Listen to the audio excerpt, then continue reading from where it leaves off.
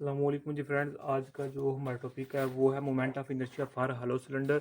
हम लोगों ने एक सीरीज़ स्टार्ट की हुई है मैकेनिक्स की, तो इस सीरीज़ में तमाम टॉपिक्स पर पिछली वीडियोज़ में बात कर चुके हैं। अगर आप लोग इस सीरीज़ को फॉलो कर रहे हैं तो ठीक है, अगर नहीं फॉलो कर रहे तो आपके जो मुतल्लिका टॉपिक्स हैं वो आप उनके जो लिंक्स होंगे वो इंशाल्लाह रहमान डिस्क्रिप्शन में मिल जाएंगे, आप वहाँ से ले सकते हैं।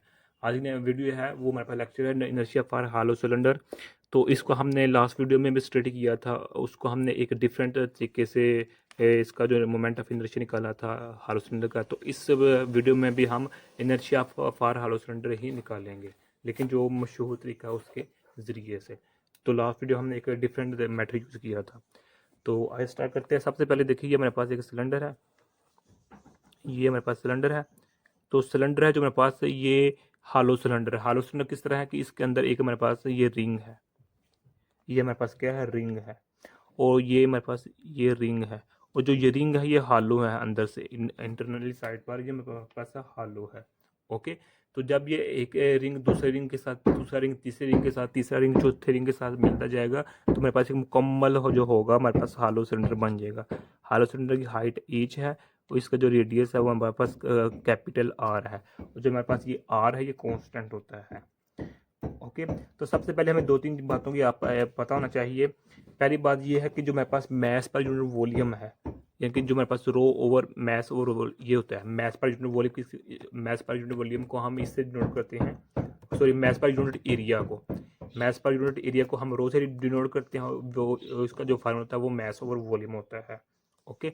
तो अब देखें ये इसी तरह होगा, तो ये मैस है। तो अब जो वॉल्यूम है वो क्या हमारे पास होगा, टू सॉरी एरिया जो होगा, एरिया होगा वो किसके इक्वल होगा, वो होगा 2 पाई आर ईच इक्वल होगा। ये मेरे पास ये पता यह होना चाहिए। रो की वैल्यू क्या है, मैस ओवर एरिया। एरिया टू मेरे पास रिंग के लिए क्या होता है, हालो जो हमारी रिंग होती है उसके लिए क्या होता है, 2 पाई आर होता है। तो इसको जब हम मल्टीपल कर देंगे इस हाइट के साथ, तो ये मुकम्मल हमारे पास सिलेंडर का जो मेरे पास होगा रो, वो उसकी वैल्यू निकल आएगी। ओके हो गया। तो अब जो हमारे पास नेक्स्ट देखें, इधर इक्वेशन यूज़ करते हैं। वो हमारे पास इक्वेशन क्या है कि moment of inertia for hello cylinder वो किसके इक्वल होता है, इंटीग्रल इसके रिंग के लिए, एलिमेंटल रिंग के लिए। यानी कि जब हम एक रिंग का मोमेंट ऑफ इनर्शिया निकालेंगे, चूंकि जो हम रिंग ले रहे हैं वो एक ही साइज की हैं, तो जब एक रिंग को दूसरी रिंग के ऊपर, दूसरी रिंग को तीसरे ऊपर रिंग के ऊपर करते जाएंगे तो हमारे पास एक हालो सिलेंडर बन जाएगा। तो सब इसी तरह हम क्या करेंगे, अलग अलग करने के बजाय हम सिर्फ एक का रिंग निकाल का मोमेंट ऑफ इनर्शिया निकालते हैं, उसको इंटीग्रेट कर दें किसके साथ, जीरो से लेकर, इसकी जो वैल्यू है वो जीरो से लेकर एज तक है ना, इसके साथ इंटीग्रेट कर दें तो हमारे पास जो हमारे पास हालो सिलेंडर को जो मोमेंट ऑफ इनर्शिया निकल आएगा, इसको हम इक्वेशन नंबर 1 का नाम देते हैं। अब हमने ये निकालना है, उसको हम जो वैल्यू उसको इंटीग्रेट कर देंगे तो हमारे पास हालो सिलेंडर का जो मोमेंट ऑफ इनर्शिया होगा वो निकल आएगा। तो अब देखें, जो हमारे पास रिंग के लिए, एलिमेंट्री रिंग के लिए जो मोमेंट ऑफ इनर्शिया होगा वो किस तरह निकालेंगे। चलो इसको भी हम साथ साथ ले लेते हैं। ये मेरे पास एच है, इसका मोमेंट ऑफ इनर्शिया वो किसके इक्वल होगा, dm r² की, इसके इक्वल होगा, ये इसके इक्वल होगा।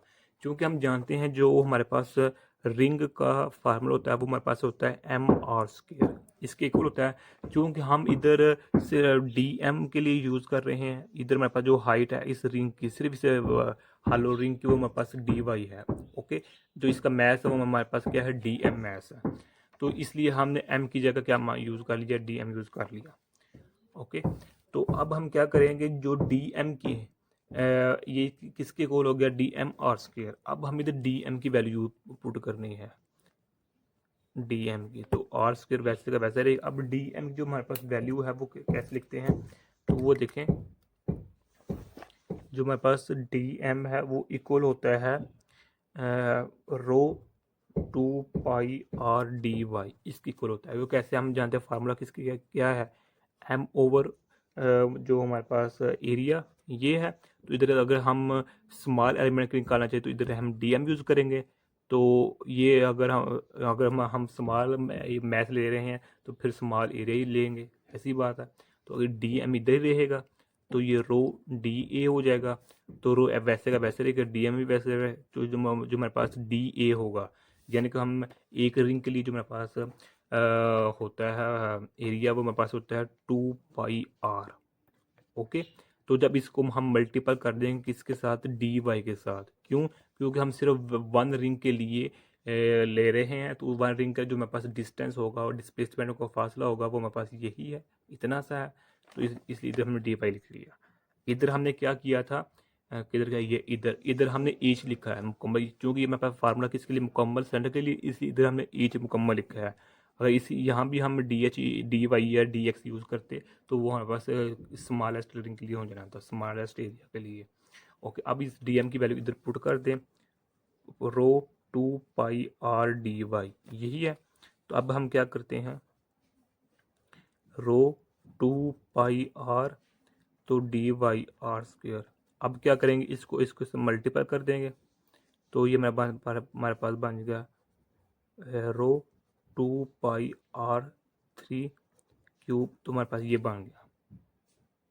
ओके, तो अब हम क्या करेंगे, इधर जो मेरे पास रो है, बाकी टर्म वैसे के वैसे लिखी जाएंगे, 2πr3r³।